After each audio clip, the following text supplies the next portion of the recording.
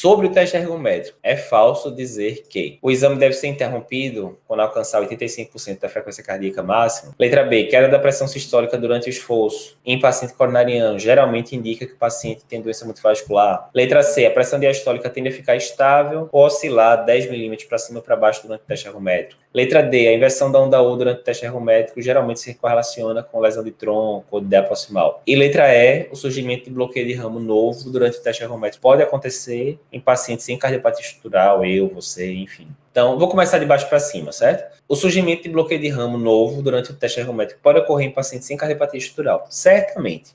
Eu tenho alguns pacientes que desenvolvem BRE, menos comumente BRD durante o teste ergométrico, não tem nada, já investigou tudo, não tem nada. Então, essa é uma questão que ele gosta muito na prova de título, dizer bloqueio de ramo esquerdo novo no teste ergométrico indica DAC. Não indica. Via de regra, se ele botar assim, genericamente, bloqueio de ramo esquerdo, indica DAC, tá errado. Lá na diretriz, tem a nota de rodapé, a diretriz antiga, né? Tem 9 anos, 2011. De teste ergométrico, ele fala que se isso acontecer com uma frequência cardíaca muito baixa, abaixo de 120, você já fica com mais medo de coronariopatia. Mas de forma geral, não. E pode acontecer em pacientes sem cardiopatia estrutural nenhuma. Letra D, tá correto. A inversão de onda U, primeiro, né? Onda U você vê na minoria da população. Durante o teste ergométrico, se o paciente tem onda U no começo, frequentemente a onda U some, porque com o aumento da frequência cardíaca diminui, né, o intervalo entre o complexo QRS e outro, a onda U costuma sumir. Mas, se você continuar vendo a onda U, e se a onda U inverter, ela era positiva e ficou negativa durante o teste, isso, a diretriz de 2011 diz que realmente tem correlação com a presença de lesão de tronco e de lesão de DA. Letra C, a pressão diastólica tende a ficar estável ou oscilar 10 milímetros para cima ou para baixo durante o teste ergométrico. Está correto, isso é importante saber. Então, pressão sistólica, o que é que costuma acontecer durante o teste ergométrico? Costuma subir. Isso é fisiológico, vai acontecer comigo, com você, vai acontecer. Por que isso, né? Porque a pressão sistólica depende de resistência vascular periférica e débito cardíaco. O que é que acontece com o débito cardíaco durante o exercício? Ele pode subir 5, 6 vezes. Então, como o débito cardíaco sobe, a resistência vascular periférica ela tende a cair um pouquinho em exercício aeróbico, mas o débito sobe proporcionalmente mais do que a resistência vascular periférica desce. Então, a pressão sistólica deve subir. Até quanto? Varia de fonte para fonte. A diretriz brasileira pode chegar até 220, isso fisiológico. Passou 220, aí você chama que é uma resposta hiperreativa. Esse paciente vai ter uma chance 4, 5 vezes maior de desenvolver hipertensão nos próximos anos, se não for hipertenso ainda. Já a pressão diastólica, ela deve ficar igual, ou subir 10 para cima, ou descer 10 para baixo. Deve oscilar 10. Então é isso. Letra B, queda da pressão sistólica durante o esforço em pacientes coronariopatas está correlacionada com a presença de doença multivascular. Verdade. Mesma coisa, ó, eu tô dizendo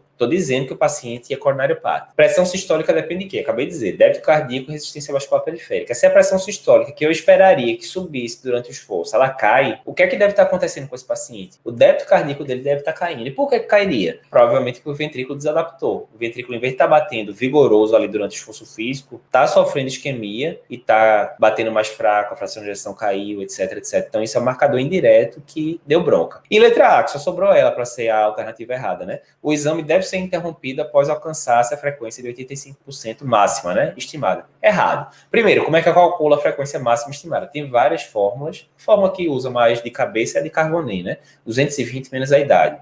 Então, eu estou com 37, eu vou arredondar para 40. Então, 40, 220 menos 40, frequência cardíaca máxima 180. Beleza. Para você considerar que o teste é eficaz, por convenção, o paciente tem que passar da frequência cardíaca submáxima, acima de 85%. A frequência cardíaca máxima passou de 95%, você já está considerando o teste como máximo, certo? Beleza, Eduardo. Então, o paciente tem 86% de frequência cardíaca. Eu falo, opa, para aí, dona Maria, pode parar, não precisa continuar mais não. Tá errado. O paciente deve ir, idealmente, a não ser que tenha algum critério de interrupção, desenvolva algum sintoma relevante, arritmia relevante, enfim. Se não for isso, o paciente deve ir até a exaustão. Por quê? Um dos parâmetros mais importantes em termos de prognóstico no teste ergométrico é a capacidade funcional. E a capacidade funcional é isso, é o quanto de tranco o paciente aguenta ali, correndo e tal. Então, se você manda o paciente parar com 86% da frequência cardíaca e ele aguentava mais, você está subestimando a capacidade funcional desse paciente, que tem importantíssimo fator prognóstico. Então, tá errado, letra A. O pessoal faz muito isso em alguns lugares que quer fazer o serviço rodar e ganhar mais dinheiro, né? Não, deu 85% para parar. Tá errado. As diretrizes dizem isso de forma bem clara, certo?